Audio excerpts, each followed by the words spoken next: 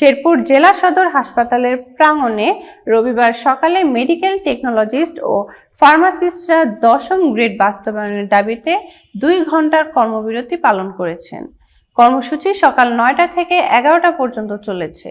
শেরপুর প্রতিনিধি আমিনুল ইসলাম রাজু জানান, উপস্থিত ছিলেন মেডিকেল টেকনোলজিস্ট ও ফার্মাসিস্ট 10ম গ্রেড বাস্তবায়নের পরিষদের শেরপুর জেলা শাখার সাধারণ সম্পাদক মোহাম্মদ হাফিজুর রহমান। এছাড়া অর্থ সম্পাদক মোহাম্মদ আনোয়ার হোসেন, সদস্য মোহাম্মদ মিজানুর রহমান, সদস্য মোহাম্মদ মুনিবুর এবং সদস্য লাবনী আক্তার সহ অন্যান্য নেতৃবৃন্দ বক্তব্য রাখেন। কর্মবিরতির মাধ্যমে তারা দাবি করেন, স্বাস্থ্য খাতে টেকনোলজিস্ট ও ফার্মাসিস্টদের পেশাগত মর্যাদা ও 10ম গ্রেড বাস্তবায়নে অত্যন্ত জরুরি। দিনের মধ্যে আমাদের দাবি বাস্তবায়িত না হলে ইনশাআল্লাহ অর্ধ দিবস কর্মবিরতি এবং এরপরে কমপ্লিট শাটডাউনের দিকে আমরা চলে যাব কেন্দ্রীয় কর্মসূচির অংশ হিসাবে। তো আমি সরকারকে উদাত্ত আহ্বান জানাবো যেন আমাদের দাবি অতি দ্রুত বাস্তবায়ন করে আমরা যেন রোগী সেবার কাজে মনোনিবেশ করতে পারি।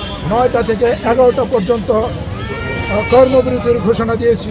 আপনারা জানেন আমরা কর্মবিরতির পক্ষে নই, আমরা শান্তির পক্ষে। দীর্ঘ 30 বছর ধৈর্য ধরে আমাদের দাবি আদায়ের লক্ষ্যে আমরা আপনাদের মাধ্যমে সরকারকে জানিয়েছি, যাতে সরকার আমাদের এই ধৈর্যকে গুরুত্বের সহিত দেখে তারা আমাদের এই